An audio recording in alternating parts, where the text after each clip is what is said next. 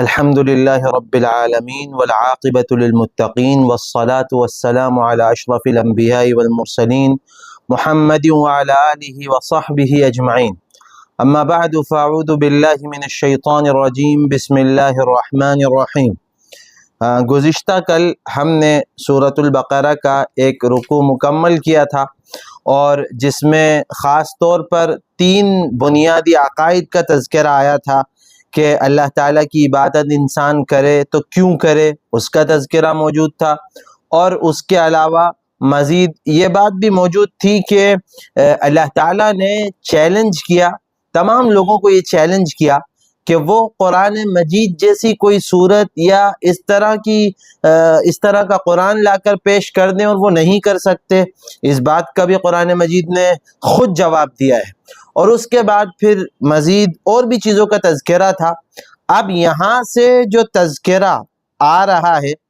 وہ حضرت آدم علیہ السلام کی پیدائش، گویا انسانیت کی ابتدا جہاں سے ہوئی، اور انسانوں کو جو خلافت سونپی گئی، زمین کی جو ذمہ داری دی گئی ہے، اس کے تعلق سے یہاں پر بیان ہے. تو اللہ تعالیٰ ارشاد فرماتے ہیں وَإِذْ قَالَ رَبُّكَ لِلْمَلَائِكَةِ إِنِّي جَاعِلٌ فِي الْأَرْضِ خَلِيفَةً. اس وقت کے بارے میں سوچو، اس وقت کا تذکرہ سنو جب تمہارا رب فرشتوں سے تمہارے رب نے کہا تھا کہ میں زمین میں خلیفہ مقرر کرنے والا ہوں. اللہ تعالیٰ نے انسانوں کو جو بنایا تو گویا ان کو زمین میں خلیفہ بنایا، اور پھر ان کو مقصد بھی بتایا کہ کس مقصد کے لیے پیدا کیا. تو یہ بتایا کہ وہ اس لیے پیدا کی گئی تھی، یہ مخلوق جو انسانی مخلوق تھی، تاکہ وہ اللہ کے نظام کو اس دھرتی پر نافذ کرے، یعنی اس کے حکم کو پورا کرے. جس مقصد کے لیے اس نے پیدا کیا وہ یہی تھا کہ انسان اس کی بندگی کرے. تو اللہ تعالیٰ نے یہ فرمایا کہ میں خلیفہ مقرر کرنے والا ہوں. فرشتوں نے یہ کہا قالوا اتجعل فیہا من یفسد فیہا ویسفک الدماء. انہوں نے عرض کیا تھا کیا آپ اس مخلوق کو یہ ذمہ داری سونپ رہے ہیں جو زمین میں فساد مچائے گی، یعنی انسانوں کو آپ یہ ذمہ داری دے رہے ہیں تو انسان تو زمین میں خوریزی کریں گے، فساد مچائیں گے. اور ہم نے فساد کے تعلق سے خاص طور پر جو دوسرا رکوع تھا اس کے اندر جہاں تذکرہ آیا تھا مفسدون کا، فساد پھیلانے والوں کا جو تذکرہ آیا تھا، اس میں یہ بات عرض کی تھی کہ فساد کا مطلب یہ ہوتا ہے کہ خداوند قدوس کی نافرمانی کرنا. اللہ تعالیٰ کے حکم کے خلاف جو بھی کام ہوگا وہ فساد ہے. کیونکہ کوئی چیز ایسی ہو سکتی ہے کہ جو خدائی نظام میں جس کو جرم و فساد سمجھا جائے، لیکن کسی ملک کا قانون اس کی اجازت دیتا ہو. البتہ جو بھی ایسی برائی کی چیز ہے، ظاہر سی بات ہے کہ وہ فساد میں شامل ہے. تو فرشتوں نے یہ عرض کیا کہ کیا آپ ایسی قوم کو اس کو ذمہ داری، ایسی مخلوق کو آپ ذمہ داری دے رہے ہیں جو فساد مچائیں گے، فساد مچانے والی مخلوق کو آپ ذمہ داری دے رہے ہیں. تو اللہ تعالیٰ نے یہ بھی ارشاد فرمایا تھا، فرشتوں نے مزید یہ بھی کہا تھا کہ جو فساد مچائے گا اور جو انسان خون بہائے گا، جو آپس میں لڑے گا، جھگڑے گا اور خون ریزی کرے گا. اور فرشتوں نے مزید یہ کہا تھا کہ وَنَحْنُ نُسَبِّحُ بِحَمْدِكَ وَنُقَدِّسُ لَكَ. فرشتوں نے اللہ کے سامنے یہ بات کہی تھی کہ ہم آپ کی تسبیح، آپ کی تمحید یعنی آپ کی حمد، آپ کی تقدیس یعنی آپ کی پاکیزگی بیان کرنے کے لیے، آپ کی پاکی، آپ کی حمد و ثنا، آپ کی تعریف، آپ کی عظمت، یہ تمام چیزیں بیان کرنے کے لیے ہم موجود ہیں. لہذا پھر آپ پیدا کر رہے ہیں، اور آپ کی جو عظمت ہے، آپ کی جو بزرگی ہے، ان تمام چیزوں کو بیان ہم کرتے ہیں، ہم اسی میں لگے رہتے ہیں. ہمارا کام ہی یہی ہے کہ ہم آپ کا حکم پورا کرتے رہیں اور آپ کی بڑائی بیان کرتے رہیں. تو اللہ تعالیٰ نے ان سے فرمایا تھا انی اعلم ما لا تعلمون. یاد رکھو کہ جس کو میں جانتا ہوں تمہیں اس کا علم نہیں ہے، جو چیزیں میرے علم میں وہ تمہارے علم میں نہیں ہے، تم اس کو نہیں جانتے ہو. اور ظاہر ہے کہ اللہ تعالیٰ تو عالم الغیب والسماوات ہے. اللہ تعالیٰ تو ہر ایک چیز کو جاننے والا، اس کے پاس جو ہے ان اللہ علیم حکیم، بہت زیادہ جاننے والا ہے، اور زمین اور آسمان کے غیب کو جاننے والا، عالم الغیب والسماوات والارض، غیب کو جاننے والا، آسمان و زمین کے بھیدوں کو، رازوں کو جاننے والا اللہ رب العزت ہے۔ آگے اللہ تعالیٰ نے ارشاد فرمایا وَعَلَّمَ آدَمَ الْأَسْمَاءَ كُلَّهَا ثم عرضهم على الملائكة فقال أنبئوني بأسماء هؤلاء إن كنتم صادقين۔ اور آدم کو اللہ تعالیٰ نے تمام چیزوں کے نام اور ان کے اوصاف، ان کی صفات، ان کی خصوصیات، ان کے صحیح اور غلط استعمال، ان کے پازیٹیو اور نیگیٹو پوائنٹ، ان تمام چیزوں کو اللہ تعالیٰ نے حضرت آدم علیہ السلام کو سکھایا۔ اور یہ سکھانا ایسا تھا کہ اللہ تعالیٰ چونکہ تخلیق کر رہے تھے انسانیت کی، حضرت آدم کو بنا رہے تھے، تو گویا تمام علوم پلانٹ کیے جا رہے تھے۔ اللہ تعالیٰ نے ان کے اندر پلانٹ کیے تھے تمام علوم، ہر نالج، ہر علم ان کے اندر، اس کا گویا ایک گٹھلی لگائی جا رہی تھی، ایک پلانٹ لگایا جا رہا تھا۔ اور یہ فیصلہ تھا اللہ تعالیٰ کا کہ ان کے بعد جو ان کی اولاد آتی جائے گی اور وہ جس بھی اعتبار سے آگے بڑھتی جائے گی، تو علم کا یہی چھوٹا سا پلانٹ، پودا، یہ پھوٹے گا، اس کی شاخیں پھیلیں گی، جو بھی علم ہوگا اس کا تعلق اسی سے ہوگا۔ تو اللہ تعالیٰ نے ہر چیز حضرت آدم علیہ السلام کو سکھائی، ہر ایک چیز کا علم ان کو دیا، اور اس کے ساتھ ساتھ اس کی خصوصیات اور اس کی تمام چیزیں۔ صرف یہ نہیں تھا کہ نام یاد کرائے، چونکہ قرآن مجید میں جو الفاظ ہیں وَعَلَّمَ آدَمَ الْأَسْمَاءَ كُلَّهَا، ہم نے، اللہ تعالیٰ نے آدم علیہ السلام کو تمام چیزوں کے نام سکھائے۔ تو نام نہیں، مفسرین نے لکھا ہے، اور خاص طور پر امام رازی اپنی تفسیر کبیر میں انہوں نے اس بات کا ذکر فرمایا ہے کہ تمام چیزیں جو اللہ تعالیٰ نے حضرت آدم علیہ السلام کو سکھائیں، تو اس کی صفات، اس کے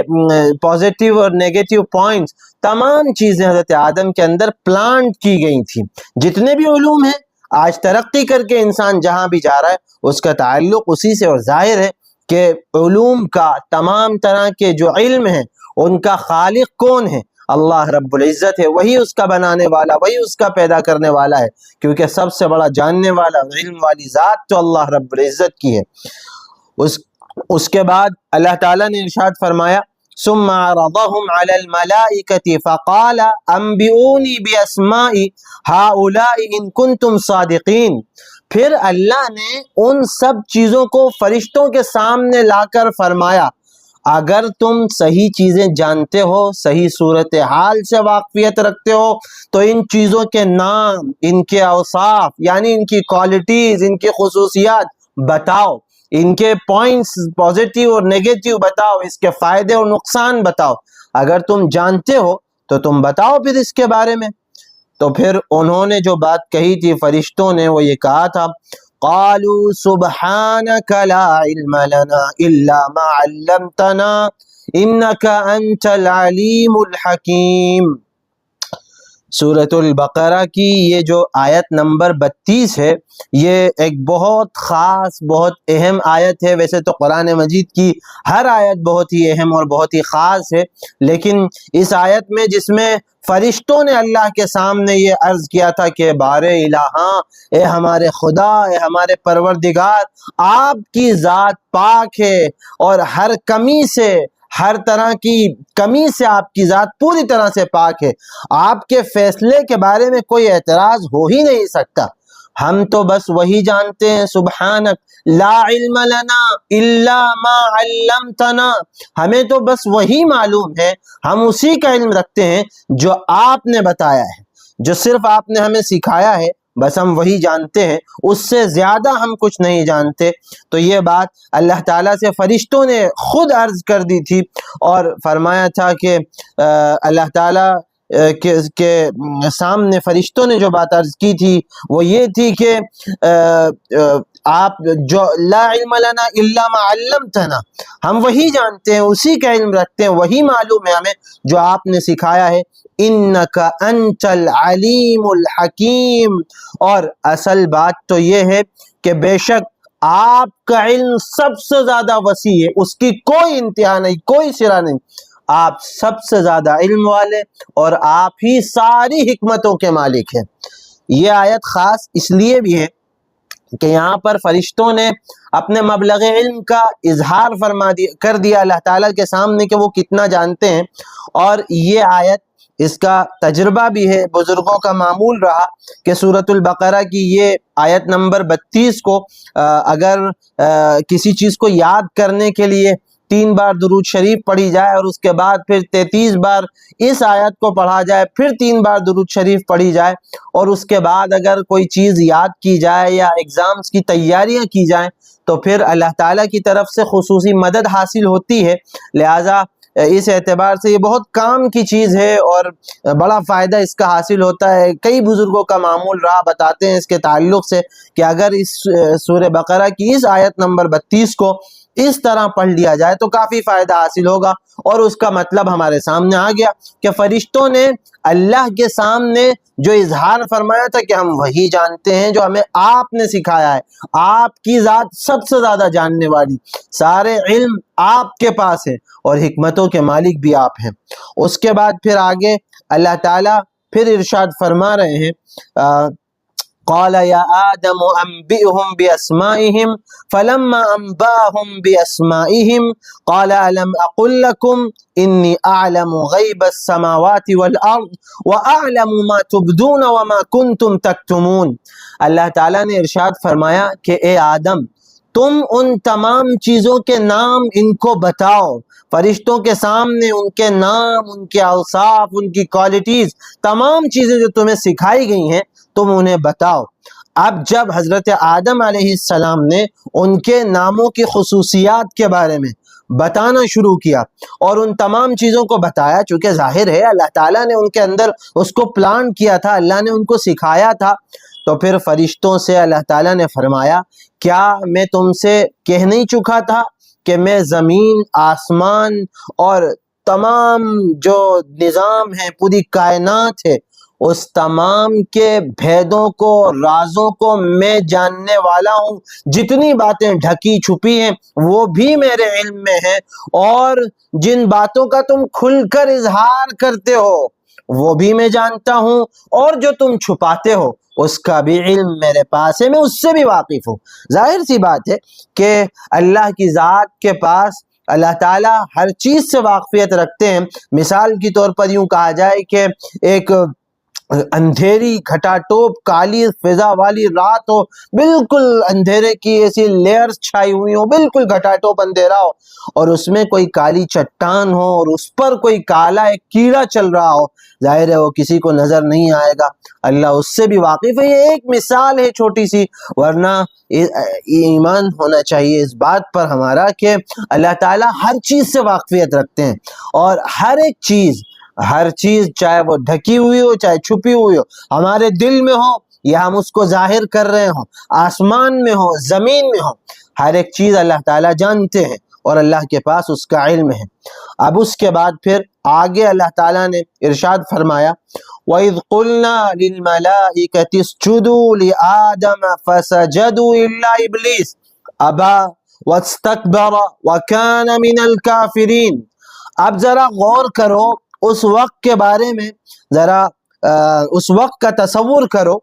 جب اللہ کہہ رہا ہے ہم نے فرشتوں سے کہا کہ آدم کے سامنے سر ٹیک دو، سجدہ کر دو، تو سوائے ابلیس کے سب نے حضرت آدم کے آگے سجدہ کیا، اللہ کے حکم کو مانا، فسجدوا الا ابلیس، سب نے سجدہ کیا سوائے ابلیس کے، ابا، اس نے انکار کر دیا، واستکبر، اور وہ اکڑ گیا، وَكَانَ مِنَ الْكَافِرِينَ، تکبر اختیار کیا، وہ نافرمانوں، ناشکروں اور منکروں میں سے تھا، اس نے انکار کر دیا۔ اور جہاں پر اللہ تعالیٰ نے شیطان کا اور حضرت آدم علیہ السلام کے اس واقعے کا تذکرہ فرمایا ہے، وہاں سے ایک بنیادی جو پیغام ملتا ہے وہ یہ ملتا ہے کہ اللہ کی عبادت کا جب حکم ہوتا ہے اور اس کے سامنے کوئی بھی مخلوق کا کوئی بھی انسان چاہے وہ کتنا ہی چہیتا کیوں نہ ہو، اگر تکبر اختیار کرتا ہے اور اللہ کے حکم کے آگے اپنی انا کو، اپنے ایگو کو ترجیح دیتا ہے اور پھر اس کے آگے اکڑ دکھاتا ہے، تو پھر وہ مردود قرار دیا جاتا ہے، اس کے لیے اس کو دھتکار دیا جاتا ہے۔ اللہ تعالیٰ کی طرف سے اس کے لیے پھر یہی فیصلہ کر دیا جاتا ہے جو ابلیس کے لیے کر دیا گیا۔ تو اللہ تعالیٰ نے اس سے جب یہ کہا تھا تو پھر اس نے سجدہ نہیں کیا، تمام فرشتوں نے سجدہ کیا۔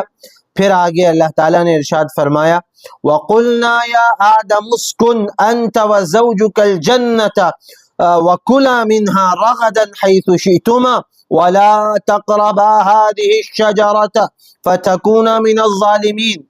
اب وہ واقعہ بھی قرآن مجید کی دوسری جگہوں پر دوسری صورتوں میں موجود ہے، چونکہ یہاں پر صرف یہ بتایا گیا کہ حضرت آدم کو تمام فرشتوں نے اللہ کے حکم سے سجدہ کیا، شیطان نے اس کو نہیں مانا۔ پھر اللہ تعالیٰ نے ان کو بتایا کہ آدم تم اور تمہاری بیوی جنت میں رہو اور جہاں سے چاہو، جتنا چاہو، جس طرح چاہو کھاؤ، جب چاہو کھاؤ، لیکن اس درخت کے قریب نہ جانا ورنہ تم ظالموں میں سے ہو جاؤ گے، غلطی کرنے والوں، زیادتی کرنے والوں میں سے ہو جاؤ گے۔ اور اللہ تعالیٰ نے اسی وقت شیطان سے سوال کیا تھا کہ تمہیں کس بات نے روکا کہ تم میرا حکم نہیں مانتا اور جس مخلوق کو میں نے بنایا اس کو تو نے سجدہ نہیں کیا؟ تو شیطان نے یہی بتایا تھا کہ خلقتنی من نار وخلقتہ من طین قال انا خیر من، میں اس سے بہتر ہوں، آپ نے اس کو مجھے آگ سے پیدا کیا ہے، اور حضرت آدم علیہ السلام کے بارے میں کہا کہ ان کو مٹی سے پیدا کیا ہے، میں ان سے بہتر ہوں۔ تو اللہ تعالیٰ نے پھر کہا تھا کہ نکل جا، تو مردود ہے، ذلیل ہے، اور اس کو وہاں سے دھتکار دیا گیا تھا، نکال دیا گیا تھا۔ اور اس کے بعد پھر حضرت آدم علیہ السلام اور حضرت حوا علیہ السلام کو جنت میں اللہ تعالیٰ نے بسایا اور ان کو حکم دیا تھا کہ ایک درخت ہے، اس کے قریب نہ جانا، اور اس درخت کا جہاں تک تعلق ہے وہ کون سا درخت تھا اس کے تعلق سے روایات میں مختلف باتیں، مستند روایات میں موجود نہیں ہیں، لیکن کچھ روایات میں الگ الگ باتیں ہیں۔ ہمارے لیے یہ کافی ہے کہ اللہ تعالیٰ نے اس کا ذکر نہیں فرمایا کہ وہ کس چیز کا درخت تھا، بلکہ یہ بتایا کہ بس ایک درخت تھا اور اس سے منع کیا گیا تھا۔ اللہ کی حکمت و مصلحت تھی، اللہ نے منع کیا تھا اور یہ حکم دیا تھا کہ اس کے قریب مت جانا۔ اس کے بعد پھر آگے کا جو واقعہ ہے فَأَزَلَّهُمَا الشَّيْطَانُ عَنْهَا فَأَخْرَجَهُمَا مِمَّا كَانَ فِيهِ۔ اللہ تعالیٰ پھر آگے ارشاد فرماتے ہیں فَأَزَلَّهُمَا الشَّيْطَانُ عَنْهَا، پھر شیطان نے ان دونوں کو بہکایا۔ اس نے جو خود مردود ٹھہرا تھا اس نے یہ کوشش کی کہ کسی طرح سے بہکایا جائے، اور پھر اس نے ان دونوں کو بہکایا اور وہاں جنت میں ٹکنے نہیں دیا، جمنے نہیں دیا، اور جس آرام کے ساتھ، عزت کے ساتھ وہ وہاں زندگی گزار رہے تھے اس سے ان کو باہر نکال دیا۔ اور اللہ تعالیٰ یہ فرما رہے ہیں کہ وَقُلْنَا اهْبِطُوا بَعْضُكُمْ فَأَزَلَّهُمَا الشَّيْطَانُ عَنْهَا فَأَخْرَجَهُمَا مِمَّا كَانَ فِيهِ، ہم نے شیطان نے ان دونوں کو وہاں سے بہکا کر وہاں سے نکال دیا جس میں وہ تھے۔ وَقُلْنَا اهْبِطُوا بَعْضُكُمْ لِبَعْضٍ عَدُوٌّ، اور پھر ہم یہ کہہ چکے تھے، اللہ تعالیٰ یہ فرما رہے ہیں کہ ہم نے کہہ دیا تھا کہ نیچے اترو، جنت بلندی پر ہے، اونچائی پر ہے، نیچے بھیجا گیا، ادنا دنیا کہتے ہیں اس کو جو کمتر ہو، نیچے ہو، نیچے بھیجا گیا، اور یہ بتا دیا گیا کہ جاؤ اب تم شیطان، انسان سب ایک دوسرے کے دشمن رہو گے۔ اور یہ فرمایا تھا کہ وَلَكُمْ فِي الْأَرْضِ مُسْتَقَرٌّ وَمَتَاعٌ إِلَىٰ حِينٍ، اور تم دشمن رہو گے اور زمین پر تمہارا ایک مدت تک ٹھکانہ رہے گا، قیام رہے گا، اور زندگی کی چیزوں سے تم ایک مدت تک فائدہ اٹھاؤ گے، ساز و سامان تمہیں حاصل رہے گا، چونکہ جنت کی نعمتیں لازوال ہیں، ابدی ہیں، ہمیشہ کے لیے۔ جنت کی زندگی لازوال ہے، ہمیشہ کے لیے ہے، ختم ہونے والی نہیں ہے، لیکن دنیا فانی ہے، اس کی ہر چیز فانی ہے، ہر ایک چیز ختم ہونے والی ہے، انسان ہے وہ بھی ختم ہوگا، اللہ کی دوسری چیزیں وہ تمام کے تمام ختم ہوں گی۔ اب یہاں پر ایک خاص بات جس کا تذکرہ قرآن مجید کے واضح الفاظ میں ہے کہ شیطان نے ان دونوں کو بہکایا۔ لوگوں نے بہت سی روایات اس کے بارے میں بیان فرمائی ہیں کہ شیطان نے حضرت حوا علیہ السلام کو بہکایا، اور اس کے بعد پھر انہوں نے حضرت آدم علیہ السلام کو اس کے لیے راضی کیا، ایگری کیا۔ اس کا تذکرہ قرآن مجید میں کہیں موجود نہیں ہے، اور پھر دیگر اقوام نے انہی باتوں کو بنیاد بنا کر جو الزامات لگائے ہیں، جو ظلم ڈھائے ہیں، جو طرح طرح کی روایات پیش کی ہیں جن کی کوئی حقیقت نہیں ملتی ہے۔ قرآن مجید نے واضح الفاظ میں یہ بات ارشاد فرمائی ہے کہ حضرت آدم کو بھی بہکایا اور حضرت حوا علیہ السلام کو بھی بہکایا، دونوں کو بہکایا، اور اس کا مقصد یہی تھا کہ دونوں کو جنت سے اتار دے۔ اور چونکہ شیطان وہاں سے نکلا تھا اور شیطان نے یہ بات کہی تھی اللہ تعالیٰ سے، اس کا تذکرہ سورۃ الاعراف میں موجود ہے کہ ثم لآتینہم من بین ایدیہم ومن خلفہم وعن ایمانہم وعن شمائلہم۔ اللہ تعالیٰ سے فرمایا تھا کہ میں تیرے تک جو راستہ پہنچتا ہے ان کو بہکانے کے لیے، اس آدم کی اولاد کو بہکانے کے لیے میں اس راستے میں بیٹھوں گا، اور اس کے بعد پھر چاروں طرف سے حملے کروں گا، آگے سے، پیچھے سے، دائیں بائیں، چوطرفہ حملے میں ان پر کروں گا اور ان کو بہکانے کی کوشش کروں گا۔ اللہ تعالیٰ نے فرمایا تھا کہ پھر میں تجھ سے اور تیرے فالوورز سے جہنم کو بھر دوں گا۔ اور یہ یاد رکھنا، ایک جگہ یہ ارشاد فرمایا ہے اللہ تعالیٰ نے کہ یہ یاد رکھنا، ان عبادی لیس لک علیہم سلطان، میرے خاص جو بندے ہوں گے جو ایمان لائیں گے، نیک اعمال کریں گے، توبہ استغفار کریں گے، میرا ذکر کرتے رہیں گے، میرے راستے پر چلیں گے، ان پر تیرا زور نہیں چلے گا۔ تو یہ بات شیطان کے بارے میں فرما دی گئی تھی، اور اس نے آدم علیہ السلام کو بہکایا۔ اس کے بعد پھر آگے فَتَلَقَّى آدَمُ مِن رَبِّهِ كَلِمَاتٍ فَتَابَ عَلَيْهِ إِنَّهُ هُوَ التَّوَّابُ الرَّحِيمُ۔ حضرت آدم علیہ السلام کو اپنے رب کی طرف سے توبہ کرنے کے لیے کچھ دعائیہ کلمات سکھائے گئے، ملے۔ آدم علیہ السلام کو اللہ کی طرف سے ہی توبہ کے کلمات ملے، اور وہ توبہ کے کلمات بھی سورۃ الاعراف میں ان کا تذکرہ اللہ نے فرمایا ہے، وہاں پر اس کا بیان تفصیل سے ہوگا۔ تو جو کلمات اللہ تعالیٰ کی طرف سے حضرت آدم کو ملے دعائیہ، اور اسی کے ذریعے سے اللہ تعالیٰ نے ان کی توبہ قبول فرمائی، فتاب علیہ، اللہ نے ان کلمات کے ذریعے حضرت آدم کی توبہ کو قبول فرمایا۔ انہ هو التواب الرحیم، بے شک اللہ تعالیٰ بہت توجہ فرمانے والا، خوب توبہ کو قبول فرمانے والا، اور بہت زیادہ رحم کرنے والا ہے۔ انسان جب بھی گناہ کرتا ہے، اس سے گناہ ہوتے ہیں، اللہ تعالیٰ نے توبہ کے دروازے کو کھلا رکھا ہے، اور حدیث میں ہے کہ جب تک انسان کی جان حلق میں نہ آ رہی ہو، یعنی اس کی موت کا وفات کا وقت نہ ہو گیا ہو، تب تک اللہ تعالیٰ دعا کو قبول فرماتے ہیں۔ گویا زندگی روز موقع دیتی ہے کہ ہم توبہ کریں، اللہ کی طرف متوجہ ہوں، اللہ تعالیٰ اس کو قبول فرماتے ہیں۔ اور ایک دوسری حدیث میں یہ بھی ارشاد فرمایا گیا کہ جب بندہ اللہ کی طرف ایک ہاتھ بڑھتا ہے تو اللہ تعالیٰ اس کی طرف ایک گز متوجہ ہوتے ہیں، آگے بڑھ کر آتے ہیں، اللہ کی رحمت متوجہ ہوتی ہے۔ بندہ اللہ کی طرف چل کر جاتا ہے، اللہ کی رحمت، اللہ تعالیٰ اس کی طرف دوڑ کر آتے ہیں۔ یہ حدیث قدسی کے الفاظ ہیں۔ تو اسی وجہ سے انسان کو ہمیشہ توبہ کرنی چاہیے۔ اور ایک بات اور جس کا تذکرہ سورہ نساء کے اندر اللہ تعالیٰ نے فرمایا ہے، چوتھے پارے کے بالکل آخر میں، کہ انما التوبة للذین یعملون السوء بجہالة ثم یتوبون من قریب فاولئک یتوب اللہ علیہم، کہ توبہ ان کے لیے ہے کہ جو غلطی کرتے ہیں، گناہ کرتے ہیں، نادانی میں ان سے غلطی ہوتی ہے، فوراً انہیں احساس ہوتا ہے، وہ اللہ رب العزت سے توبہ کرتے ہیں، اللہ تعالیٰ ان کی توبہ کو قبول فرماتے ہیں۔ اور سورہ آل عمران میں چوتھے پارے میں یہ ارشاد فرمایا گیا کہ جو نیک لوگ ہیں ان کی صفات بیان فرمائی گئی ہیں، اور ان کے بارے میں بھی یہ فرمایا وَإِذَا فَعَلُوا فَاحِشَةً أَوْ ظَلَمُوا أَنفُسَهُمْ فَاسْتَغْفَرُوا اللَّهَ، جب ان سے کوئی گناہ ہوتا ہے یا پھر وہ کوئی ظلم کر بیٹھتے ہیں، کوئی گناہ کر بیٹھتے ہیں، کوئی بے حیائی کا کام کر بیٹھتے ہیں،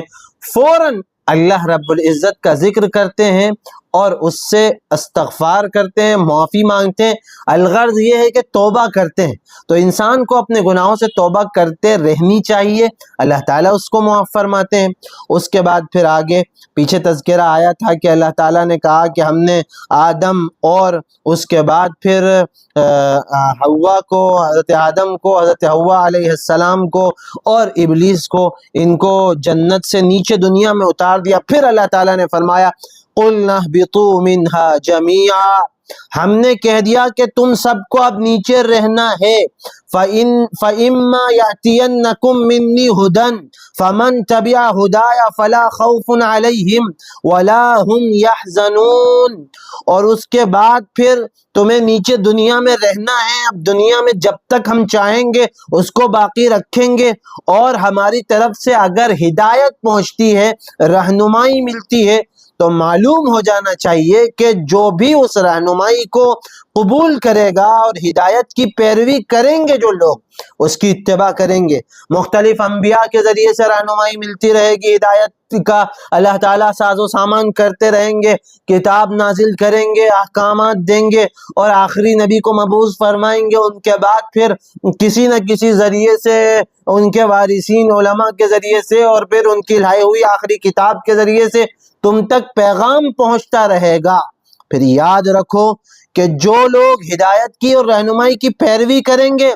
وہ بے خوف و خطر ہوں گے، ان کو کوئی خوف نہیں ہوگا، کوئی غم لاحق نہیں ہوگا، وہ افسوس نہیں کریں گے، ان کو کوئی ڈر نہیں ہوگا۔ اور اس آیت کا خاص طور پر تعلق ہے، اگر ہم دیکھیں کہ مالک یوم الدین جو سورۃ الفاتحہ میں آتا ہے، بدلے کے دن کا وہ مالک ہے۔ اب ظاہر ہے کہ بدلے کے دن کی جو تیاری کریں گے وہی افراد ہوں گے جو انبیاء اکرام کی دعوت کو جنہوں نے قبول کیا، جنہوں نے آخری نبی صلی اللہ علیہ وسلم کے پیغام کو قبول کیا، جو آج قرآن کی بات سنتے ہیں، اس پر عمل کرتے ہیں، اور برائیوں سے بالکل اجتناب کرتے ہیں، پوری طرح سے بچتے ہیں۔ تو یہی وہ افراد ہیں کہ جو ڈے آف ججمنٹ میں، قیامت کے دن میں، بدلے کے دن میں نہ انہیں کوئی خوف ہوگا، کیونکہ وہ ان کے پاس پروانہ ہوگا، یعنی انہوں نے اعمال ایسے کیے ہوں گے، وہ مطمئن ہوں گے، اور نہ وہ غمزدہ ہوں گے، نہ افسردہ ہوں گے، نہ انہیں کوئی حسرت ہوگی کہ کاش ہمیں دنیا میں موقع ملا تھا، اب دوبارہ ہمیں موقع دیا جائے تو ہم دوسرے طرح کے اعمال کر کے آئیں اور نیکی کے کام کر لیں۔ یہ افسوس بھی انہیں نہیں ہوگا، یہ غم بھی نہیں ہوگا، اور کسی طرح کا خوف بھی انہیں لاحق نہیں ہوگا، کیونکہ انہوں نے اللہ رب العزت کی اس پیغام کو مانا ہوگا، اس پر عمل کیا ہوگا، اور ان کے سامنے یہ مقصد ہمیشہ ہوگا کہ بدلے کے دن کے مالک کے سامنے ہمیں کھڑے ہونا ہے، تو ہم اس کے سامنے جانے کی تیاری کر لیں تاکہ ہمیں وہاں پریشانی نہ ہو، ورنہ اگر تیاری نہیں کریں گے تو پھر ظاہر ہے کہ وہ پریشان ہوں گے۔ تو یہاں تک سورۃ البقرہ کے اندر یہ